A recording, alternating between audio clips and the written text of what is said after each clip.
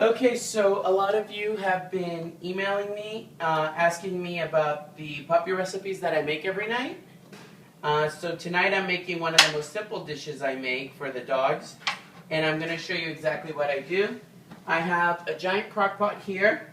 I like to put a little bit of Pam in the crock pot because we're going to be making rice. I don't want all the rice to stick to the bowl here.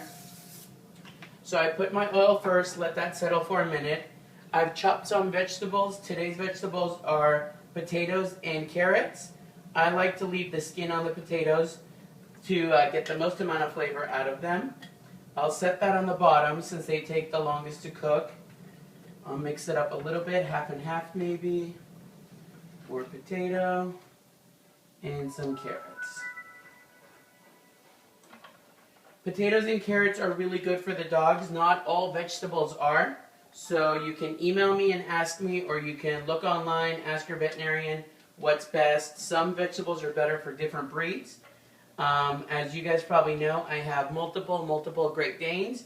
So the portion I'm cooking is very large. If you have a small dog or two, this will last you at least a week. But my philosophy is I like to mix half dog food with half homemade food.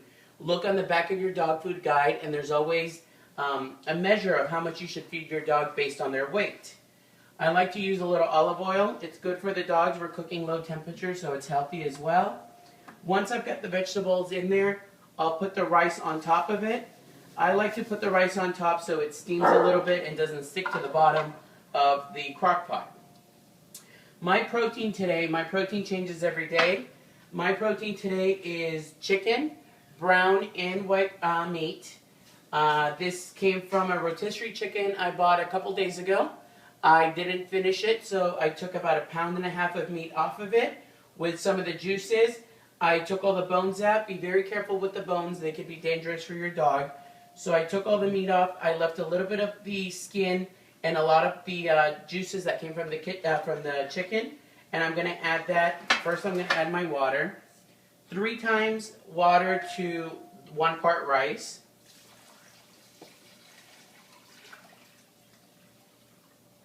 It's looking really good.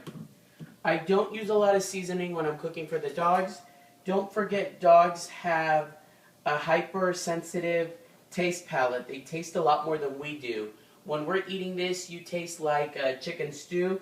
A dog's tasting carrots, rice, potatoes, every seasoning you've used, olive oil. So if you do season it, be very careful what you use for seasoning. You can also email me about that and I'll let you know what seasonings are good for dogs. I'm not using any seasoning today because this chicken, leaving a lot of the skin on, added a lot of flavors and seasonings that the dogs are just going to go crazy for. I put the protein all the way at the top of my dish. That way the juices seep down to the bottom. This is going to cook slow for 8 hours. They'll be ready in the morning, and I'll show you exactly what it looks like. Thanks for watching the video. Again, call me or email me if you have any questions, and I look forward to showing you a couple more recipes next week. Thank you for watching.